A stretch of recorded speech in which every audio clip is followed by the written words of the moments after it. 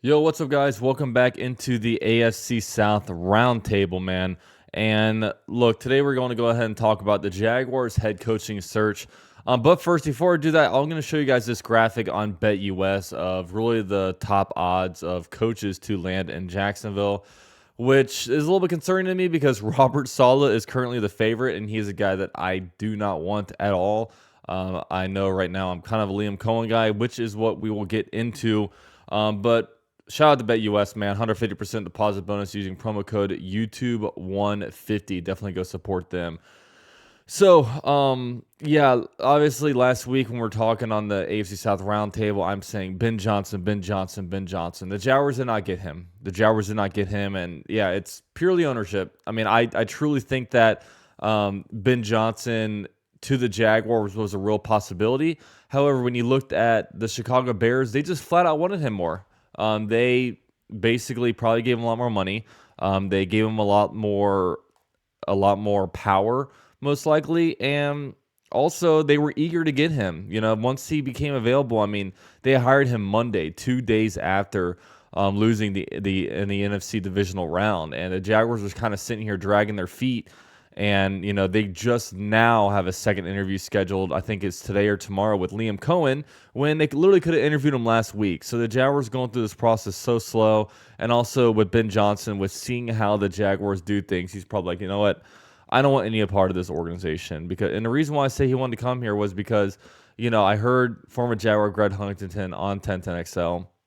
He said that he literally spoke to Mark Brunell, and Mark Brunell told him that Ben Johnson wanted to be here. So I think that's as close of a source as you can get. I think a lot of national media people are kind of spewing a bunch of BS, but yeah, that's what it is. So yeah, I know Shad Khan acted like, I know the reports were, and I don't know this for a fact, but reports were out there saying that, you know, he was his top guy, but he also loves Trent Baalke. And I think at the end of the day, him dragging his feet, he almost chose Trent Baalke over Ben Johnson, which is pretty horrible.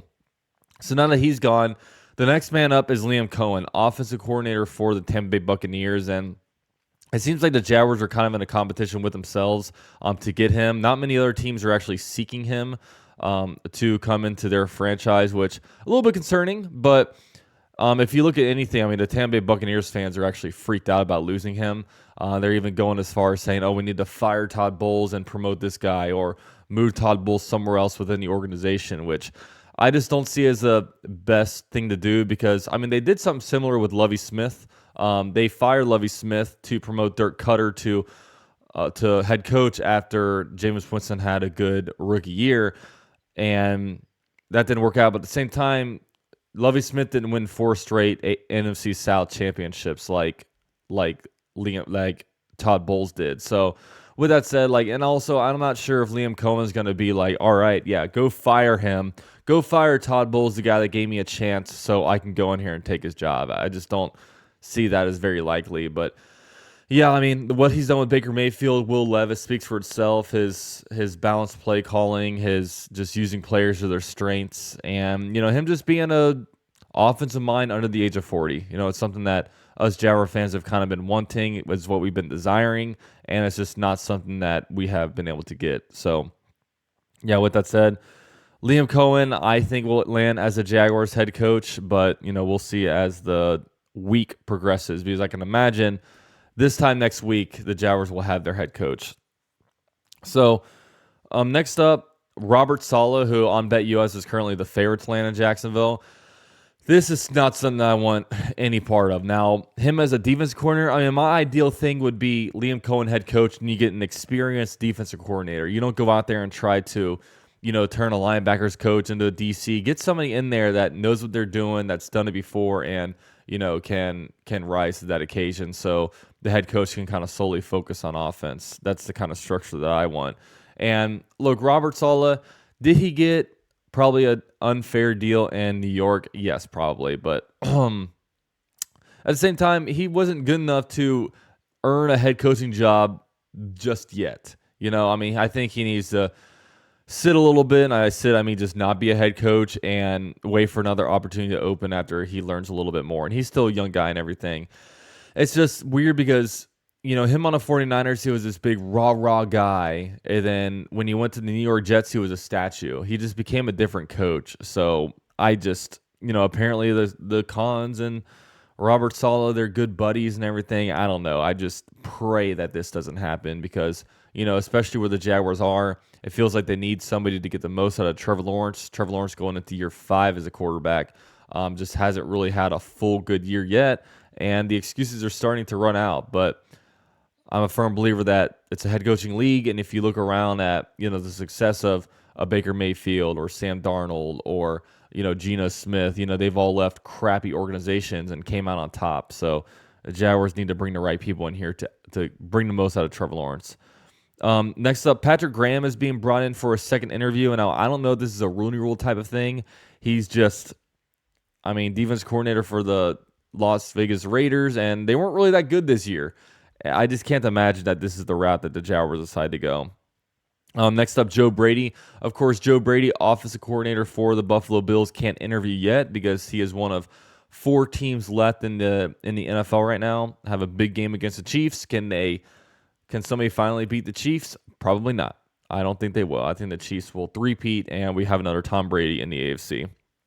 But Joe Brady, what he's done with the Bills offense, after Ken Dorsey got fired, he came in, and all of a sudden, boom, the offense became a lot better. So he's an intriguing guy.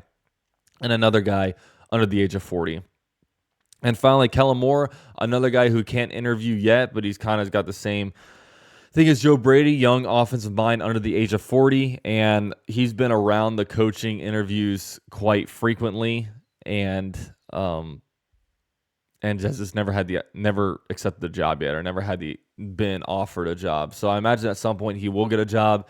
I think maybe the Cowboys job is more for him since that's where he made his, kind of NFL entrance. But we'll see. We'll see. Now, finally, there's some guys that the Jags talked to that I don't think are going to get it. Brian Flores had a virtual interview, but he hasn't come back for an in-person. Todd Monken is another guy who, he could be a good guy on the right team, but I just don't think the Jaguars should go the old curmudgeon route. You know what I'm saying? Also, Aaron Glenn, it feels like he's going to end up with the New York Jets or the Saints. Those are the 2 teams that he's being linked to a lot. And there's also Steve Spagnuolo, great defensive coordinator, but I'm not so sure if he's going to become an actual head coach this cycle. So we'll see. And with all that said, thank you guys for watching. Like I said, on BetUS right now, the Liam Cohen is second favorite, which I think if you're going to put down any money, do it on Liam Cohen because I think it's Liam Cohen or bust. The only way he doesn't go to the Jaguars, in my opinion, is if the Buccaneers somehow offer him something and he doesn't want to leave. But at the same time, with Shad Khan and Trent Baalke, I wouldn't be surprised at anything at this point. So, yeah. So, with that said, thank you guys so much for tuning into the AFC South Roundtable. This is UCF Jaguar, and I'll catch you guys later. Go Jags.